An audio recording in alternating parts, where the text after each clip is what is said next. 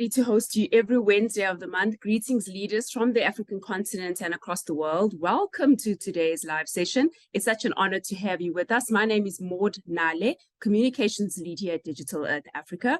And today we're going to be talking about a very interesting topic, something a little bit different from what we're used to. It's all about monitoring water quality in a very specific area, and that is Lake Jipe.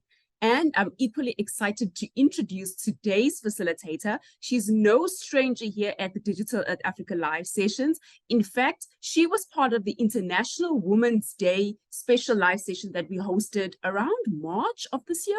You can check the details. We will certainly drop it in the description and in the chat box. So I'm very happy to have her here speaking about something very close to her heart and something equally different. She is a PhD student, based originally from Kenya, but is now based in Japan, all the way in Japan. She's also a D-Africa champion.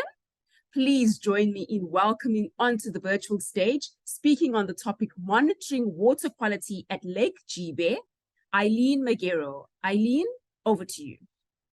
Oh, thank you very much, Maud, for the introduction. I'm very humbled and I'm really pleased to be presenting today.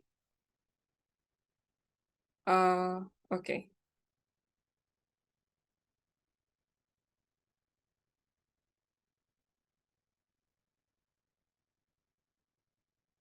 Okay, hello everyone. Thank you very much for attending today's presentation. I'll be presenting on monitoring water quality for Lake Jipe. It is a very significant lake to Kenya and Tanzania. It is found at the border of Kenya and Tanzania. So it really serves as a major water source for the national reserves in Kenya and Tanzania. So my presentation is majorly focused on SDG Goal 6, which is on increasing access to clean water and sanitation. And one of the challenges that are faced when implementing the SDG goals is monitoring the indicators under this goal.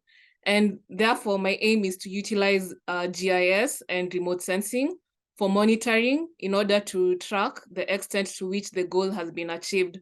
So over the years, you can see the changes in the water bodies and see if they meet the standards that have been set according to the SDG Goal 6. So on today's presentation, I'll be focusing on two indicators. That is the first one, 6.3.2, which is on proportion of bodies of water with good ambient water quality, and indicator 6.6.1, which is on change in the extent of water-related ecosystems over time. And in future, I'm hoping to focus on other indicators, but for today, it will be a very brief presentation on these two indicators. So on to figure 1, here is Lake Jipe. And yeah, it's found at the borders of Kenya and Tanzania. And this is the focused area of study in this presentation. So for the first indicator, which is on proportion of bodies of water with good ambient water quality, we can see that we can measure the turbidity. We can do this by measuring the turbidity of the water, and turbidity refers to the measure of relative clarity of a liquid. And if it has large number of particles, it is cloudy and hazy. Therefore, the water quality is low. So for this analysis, the products that have been used are Landsat 8, Landsat 9, and WRFs. And generally, smaller bodies have higher NDTI, which is the normalized difference turbidity index, than larger bodies, meaning they're more turbid. So, but in this case, Lake Jipe is a small water body, but its water quality is quite high because as you can see in this figure, the turbidity is low, apart from a few regions where we can see the turbidity is high in the spots that are brown. And this was in 2018. So over time, the water quality has improved, since we can see in the second figure in 2022, December, that the brown regions they can't be easily viewed, meaning they are low.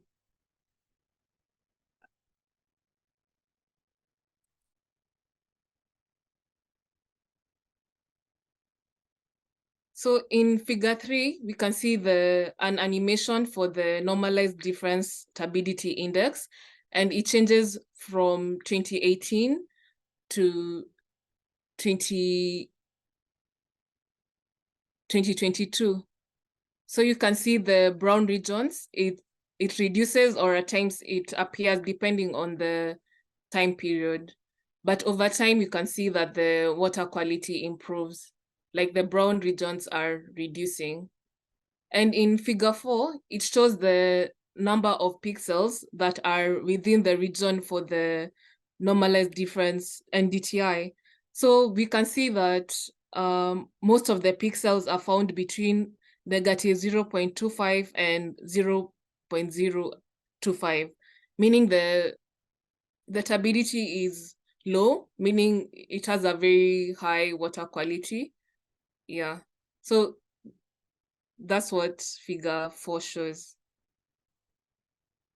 And in figure 5, it shows the wetland insight tool, which uses the WRF's product and fractional cover and Landsat surface reflectance using Landsat 8, Landsat 7, and Landsat 5. So in the brown region, it shows that the areas that are bare soil, and it analyzes the wetlands for the around Lake Jipe. So it shows that this is the region with brown soil, that's low, because it's around the lake. And then for dry vegetation, it's also low. Then you can see for green vegetation, it's high. And for wet regions is also high. And for open water, which is now near the lake, that's why it's high. So that's what shows from the wetland insight tool. So on to the next indicator, which is on change in the extent of water-related ecosystems over time. These two images shows the change in water extent for Lake Jipe, and it uses the modified normalized difference water index, and it utilizes the Sentinel-2 product. So the figure 6 shows that the changes over time, and you can see that the region with water reduces over time. You can see that initially the water covers a very large region, and figure 7 shows an overlay of the two periods, 2020 to 2023, and it shows that the regions that had water and moved to no water has increased, and the regions with water is less. So that's the end of my presentation. Thank you very much for your attention. I'd like to welcome any questions.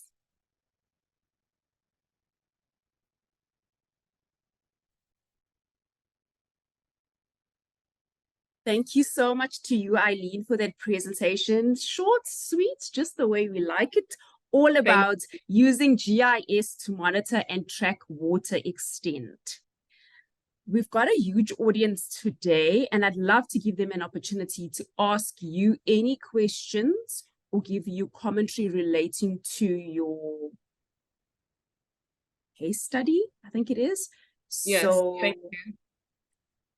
Leaders on the call, or those who will watch the recording, do you perhaps have any questions for Eileen or comments? I think I have an addition for Eileen. Yes, please. So the work she's done is very nice, and someone might ask where to start as well on the other side, whom starting on the Digital South Africa platform. So the same area that Eileen was looking at, just trying to create some interest that this platform is also very big, that you can confirm some of the areas before even you start going to the sandbox, because some members have always asked, where can you find it? So for Okay. example, on this, you can always look at the Digital South Africa map and come to where Eileen was, just maybe where she started. And you can add the datasets, for example, a recent image of Sentinel-2 for the same area. And from what you see, is just that giving you an idea that you can always go back and forth. So this is an image of like yesterday. And when you change on the bands, what she was getting from the wetland insight tool, you can get the band showing the water quality. And you can see what she presented was actually in the middle range of the water quality. Just confirming with Eileen, this is what we saw. And since then you have different opportunities. You can always remove and add something else, which is called the annual geomap, just to see how things have been the last few years. So that is a geomap for 2022. And also you can change the bands as well. And just looking at what she was able to present, you can see the situation based on different years. So it has been actually really polluted.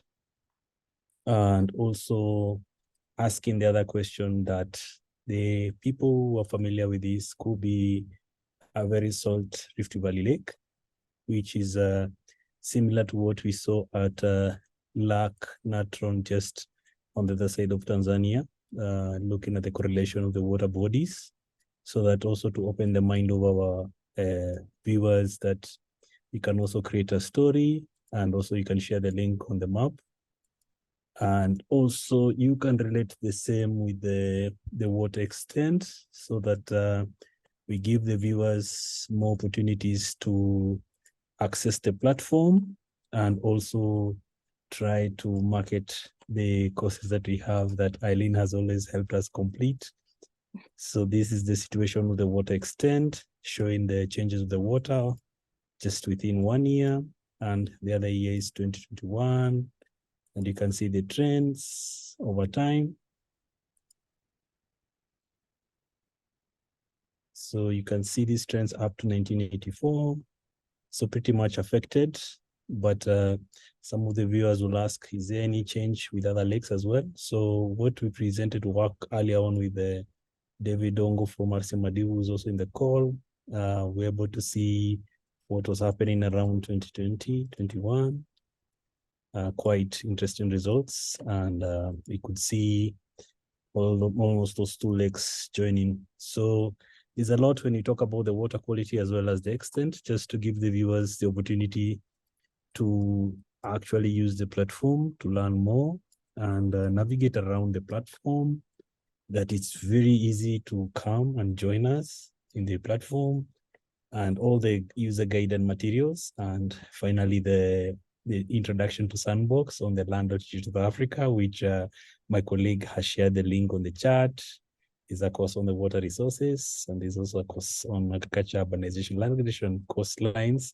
And all these have been co-developed with all the partners and also our partners across the world. So over to you, moderator. Thank you so much. Thank you so much to you, Ken, our capacity development lead here at Digital Earth Africa, for giving context to what Eileen was talking about. The website, again, that he referenced on the screen was maps.digitalearth.africa. And Ken also spoke about a related course that speaks a lot to what Eileen was talking about today and more. And that course is called Water Resources. It is available on our website, learn.digitalearthafrica.org. And we'll also drop those details again in the chat as well as in the description. I see that there is a question that has come through, and I don't know maybe if it's Dr. Kenneth Mubia, if you are better suited to answer this. Hi there, water bodies often have issues with sunlight during spring and summer in Southern African water bodies. Are there maybe tools in Digital Earth Africa to assist or correct for sunlight? Dr. Mubia, maybe you're better suited? I think with this one, we were explaining the water extent, the water observation from space, which has then been shared by my colleague. And more specifically for a colleague in Southern Africa is that it's always been that example we were showing for that dam in Cape Town, of which my colleague can help me with the pronunciation because English is not my first language. So when it loads, there's an example that we shared also on the website that shows the water situation in summer and winter, when we also had some challenges in the year 2017. So it was around Cape Town. But I remember the other dam somewhere. Yes, this is the one. So this particular one, we can actually view it. It's the Waterskloof mode pronunciation. Yes, that one. So this one we're able to show changes. Sorry for giving the times and delays based on the internet connection. So this one I can check around 2017, and I can see very interesting changes when we really had almost no water. And it was this time the government told us to ration the water, also the gardens, and etc., etc. So the situation was very good in 2015, 2014, but now from 2016 and 2017, things were not so good. But with the grace of God, with the rains and the restoration, things have been looking much better, as you can see from space. And this is a data set at 30 meters from the water observation from space, from Landsat. And the other question you might ask, what is the situation today at this particular location? So you can come to the satellite image and add a daily image of Sentinel-2 so that we add for the same location and see how the situation is. And also if you are lucky to get a cloud-free data for the same day. So at least it looks fairly okay. So what you can do is that you can move around the dates. And I know this time you had very interesting winter. And then from these data, you're able to just look at the bands for the water index from space. Then from these, you can move from certain dates. So as of now, last month, the water situation looks a little bit moderate. Then on the background, you can change the map settings based on the base map so that you can see the situation in the background, and you're able to move between different combination and dates. So back to you, moderator. Thank you. I appreciated your explanation, and I'm sure the person who asked for that, Marie Smith, I hope you found it useful. If you have a follow-up question, please do drop it in the chat box so that we can be able to address it. Another user, Rodrigue Lele, also says, thanks for the bright presentation. I'm assuming he's talking about you, Eileen. Please, can you explain again how you count the pixel graph? Over to you, Eileen. Okay, thank you very much, Rodrigue, for the question. So on figure 4, you can see the pixel graph, and on the x-axis, it has the count for the pixels, and on the y-axis is the NDTI. So you can see that in like this region at the highest peak, it has around 1400 pixels, and you can see most of the pixels are within this region. That's why I had say that the NDTI is between negative 0.25 and 0.25. So if the pixels were mostly in a different region, it will mean that the water is more turbid, but for our case, it is less turbid. Thank you. Thank you so much to you. And a follow-up question, not related to that one though, is the data accessed through the ODC, the Landsat data? Yes, it uses the Landsat data, but I utilized it using the sandbox, not on the map. I trust that explains for you, Tabang. Hope you found that useful. We're going to give everyone one last round or one last opportunity to ask our facilitator any questions that they may have or comments, something that they may want to add on to what she or Dr. Mubia has already said. As well as recognition of a participant from Mozambique, Okla. Welcome. Welcome to you. We always love to recognize our users, our special guests, our partners who also come to these live sessions and make them a success. So maybe Dr. Mopie, since you already have the mic, I'm going to hand over to you to introduce hopefully all of them today. Over to you. Yes, I'll do my best, but most of them I've seen they're camera shy. So one of them will be Madam Mokla from Mozambique. She's been very keen on knowing the water as well as the irrigation tool. Moving to Cynthia from Ghana. She's a very strong member of our GMS team.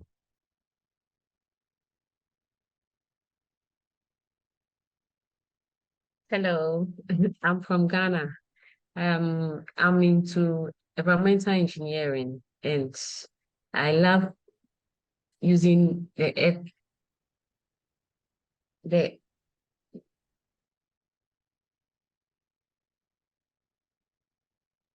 hello.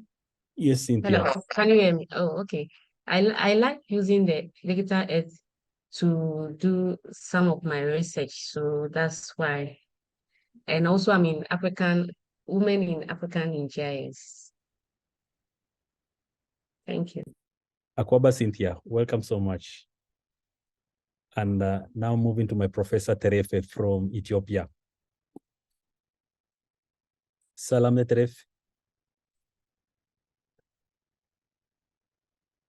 Internet YLM? Ale?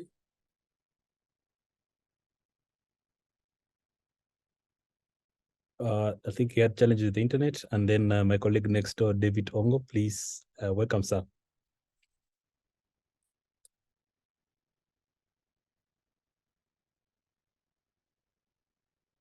Then moving to my colleague Lawrence Nganga from WRI. Hi, Ken. I hope you can hear me well. Yeah, pleasure to be back. I think I lost my way at some point, but glad to be back to these very important sessions. And thank you, Eileen, for the great presentation. I work as the AFR 100 restoration and monitoring. So, of course, a lot of GIS and remote sensing to help us monitor a lot of all the wonderful restoration activities happening across the continent. So, looking forward to these sessions and more collaborations. Thank you so much. And the relationship with Lawrence is that he brought Eileen Magar on board. So thank you so much, Lawrence, for being a champion. So maybe you can give us ourselves a target, bring one visitor every session. Every session. Yeah. Sure. Challenge accepted. And also Lawrence brought us Modoni from WRI, who's been working on the platform. Thank you so much, Lawrence. Just moving to the other part of the continent, Yajemi Herbert from Afrigist, a very strong colleague, as well helped us co-development of the various courses in English and French. And he's presented over 10 sessions in English and French. Yajemi, Professor. Good morning, Ken. Good afternoon, depending on where you are. How is everything? Thank you very much. As you said, we are partners. I'm from Afrigis GIS department. We work with Digital African capacity buildings, and I'm glad that some people are coming with case studies. We pray that so many people should bring some case studies that can really bring about how we can use Digital Earth Africa to solve some development problem. Thank you. Thank you so much, Yajemi. And moving to our another partner in Tunisia, Anis. And I know we're organizing a hackathon in Mauritania sometime this month. Anis, bonjour. Good morning, Ken. Good morning, Maud. Good morning, everyone. I would like to thank all the team for this great work and this nice presentation today. Actually, I don't have any comments regarding this work. Thank you. Thank you so much, Anis. And just moving down to South Africa, where I have colleague Brighton from Cape Town. Professor Brighton.